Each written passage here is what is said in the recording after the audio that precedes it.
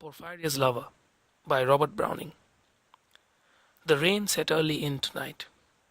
The sullen wind was soon awake.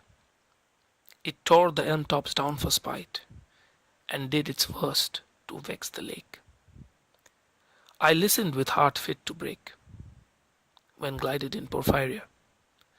Straight she shut the cold out and the storm, and kneeled, and made the cheerless grate blaze up, and all the cottage warm. Which done, she rose, and from her form withdrew the dripping cloak and shawl, and laid her soiled gloves by, untied her hat, and let the damp hair fall. And last she sat down by my side and called me.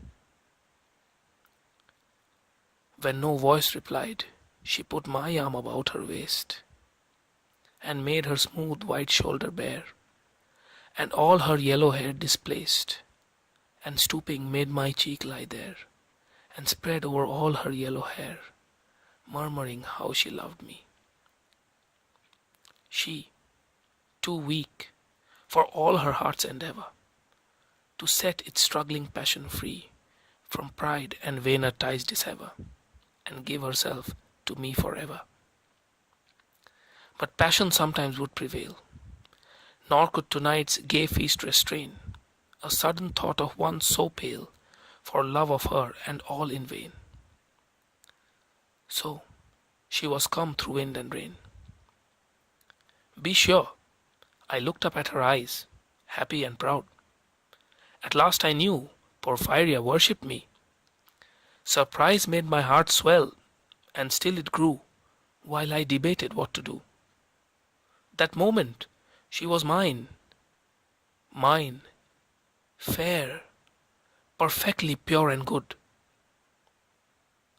I found a thing to do, and all her hair in one long yellow string I wound 3 times her little throat around, and strangled her. No pain felt she. I'm quite sure she felt no pain. As a shut bud that holds a bee, I warily oped her lids.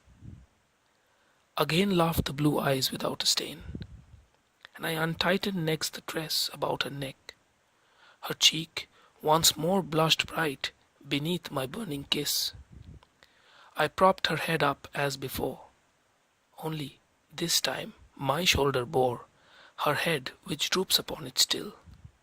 The smiling, rosy little head, so glad it has its utmost will, that all it scorned at once is fled, and I, its love, am gained instead. Porphyria's love, she guessed not how her darling one wish would be heard, and thus we sit together now, and all night long we have not stirred, and yet God has not said a word.